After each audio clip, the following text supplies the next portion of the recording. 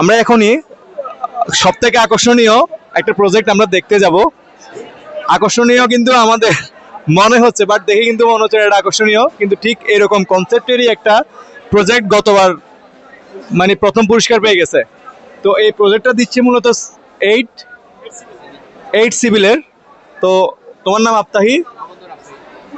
হ্যাঁ, আর তোমার নাম? আলী আরমান। তো এনআইটির এই দুজন স্টুডেন্ট আসলে এই প্রজেক্টটা দিছিল। তো গতবার ওদের এই প্রজেক্টটা খুবই ভালো পারফর্ম করছে এবং প্রাইজও দিচ্ছে, বাট এইবার এটাতে কিছু আপডেট নিয়ে আসছে। আমি যদি প্রজেক্টটার নাম দেখাই, এটার নাম সাস্টেনেবল কনক্রিট। এখন আমরা আসলে, আমি যদি সিভিলের কেউ না, আমি আসলে এখানে দেখে আমার কাছে আপাত দৃষ্টিতে এগুলা কঙ্কর, পাথর বা স্যান্ড এগুলো ছাড়া কিছুই মনে হয় নাই। বাট কিছু হওয়া ছাড়া তো আসলে এটা প্রথম প্রাইজ পায় নাই গতবার। তা আমি আসলে কেন, কি ইনোভেশনের কারণে বা কি চিন্তার কারণে আসলে এটা গতবার প্রথম প্রাইজ পাইছে, আমি এটা শুনবো। পাশাপাশি এটার সাথে আমরা বর্তমানে যে আরএসএস, রেইনফোর্স সিমেন্ট, আরসিসি যে বিল্ডিংগুলো দেখি, আসলে এটার সাথে এটার কি সম্পর্ক, এটা আমাদের সামনে এখন উপস্থাপন করবে এই প্রজেক্টটার অথার আলী আরমান। আমরা তাহলে শুনি সে কি বলে। আসসালামু আলাইকুম। আমাদের প্রজেক্টটির নাম হচ্ছে সাস্টেনেবল কংক্রিট। মূলত আমরা কংক্রিট নিয়েই কাজ করছি। আমাদের টোটাল কনসেপ্টটা হচ্ছে, আমরা আমাদের যে প্রচলিত পোর্টল্যান্ড সিমেন্ট কংক্রিটটা রয়েছে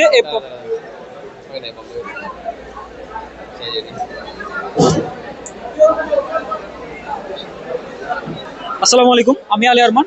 আমাদের প্রজেক্টের নাম হচ্ছে সাস্টেনেবল কংক্রিট। আমরা মূলত কংক্রিট নিয়ে কাজ করছি। আমাদের কনসেপ্টটা হচ্ছে, আমরা যে প্রচলিত পোর্টল্যান্ড সিমেন্ট কংক্রিট রয়েছে, মানে আমরা যে এখন যে আরসিসি বিল্ডিংগুলোতে যে কংক্রিট ইউজ করে থাকি, এই কংক্রিটটার মধ্যে আমরা যে প্রচলিত সিমেন্টটা, পোর্টল্যান্ড সিমেন্টটা ইউজ করি, এই সিমেন্টটার মাত্রাটা আমরা কমিয়ে আনতে চাচ্ছি।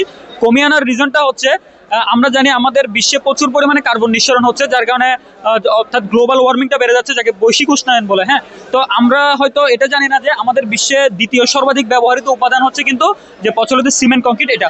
তো একটা গবেষণায় দেখা যায়, প্রতি বছর যে পরিমাণ কার্বন ইমিশন হয়ে থাকে, তার 6 থেকে 8% কিন্তু কার্বন ইমিশন হয়ে থাকে আমাদের প্রচলিত পোর্টল্যান্ড সিমেন্টের মধ্যে আমরা যে সিমেন্টটা ব্যবহার করে থাকি, এই সিমেন্টটা ম্যানুফ্যাকচারিং প্রসেস থেকে।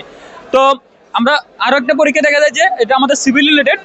এটা হচ্ছে প্রতি টন পোর্টল্যান্ড সিমেন্ট ম্যানুফ্যাকচারিং করতে বা তৈরি করতে গিয়ে আমাদের 700 থেকে 800 কেজি পর্যন্ত কার্বন নিঃসরণ হয়ে থাকে, যার মাত্রাটা খুবই বেশি, এবং এটা আমাদের পরিবেশকে ধীরে ধীরে একটা ভয়ানক হুমকির মধ্যে ফেলতেছে।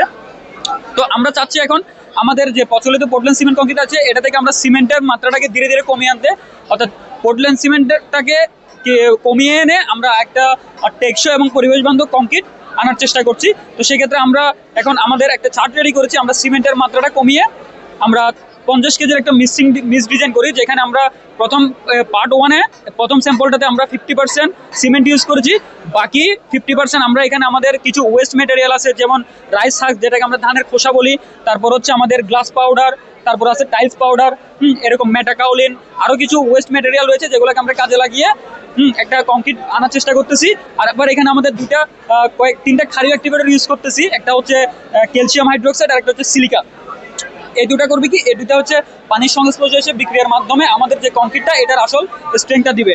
তো আমাদের আসল কনসেপ্টটা হচ্ছে যে কি, আমরা কার্বন নিঃসরণটা কমাতে চাচ্ছি এবং পরিবেশ বান্ধব এটার থেকে টেকসই একটা কংক্রিট আমরা বাজারজাতকরণ করার চেষ্টা করতেছি। তো এই লক্ষ্যে আমরা আমাদের যে তিনটা আমরা স্যাম্পল রেডি করেছি, এখানে একটাতে হচ্ছে 50% সিমেন্ট রয়েছে, আরেকটাতে 45%, আরেকটাতে 40%।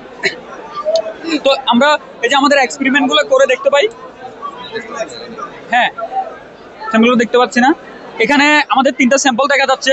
তিনটা স্যাম্পলের মধ্যে একটার মধ্যে হচ্ছে আমরা যেটাতে 50% সিমেন্ট ইউজ করেছি, স্যাম্পল 1 দেখা যাচ্ছে, এটাতে আমরা 4300 স্যাম্পল 1 যেটাতে আমরা প্রায় 30 এমপি এর মতো স্ট্রেংথ পাই।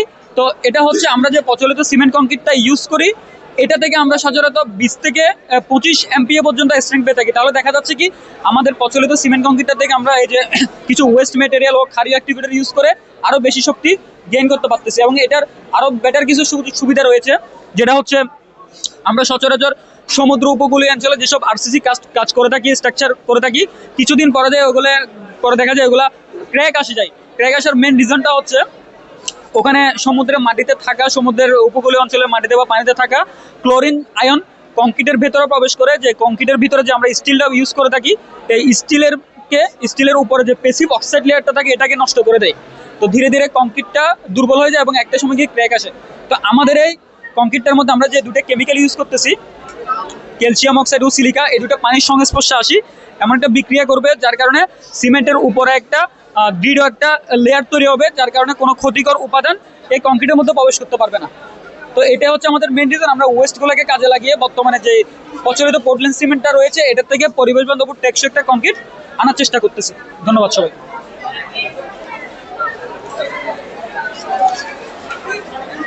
যাক, একটা জিনিসের সব জিনিস নির্ভর করে তার প্রেজেন্টেশনের উপর।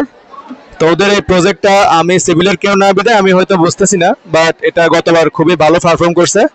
তো এত সুন্দর একটা প্রজেক্ট নিয়ে আসার জন্য আসলে ওদেরকে অত্যন্ত ধন্যবাদ, যে ওরা একটা ব্যাপার চিন্তা করছে যে আরসিসির বিপরীতে ওরা একটা হয়তো কনসেপ্ট দাঁড় করানোর চেষ্টা করছে, যেটার উপর বিল্ডিং করে যদি ভিত্তি করে যদি কোনো একটা বিল্ডিং বানানো হয় তাহলে সেটা আরো মজবুত বা ওরকম কিছু একটা হবে আর কি।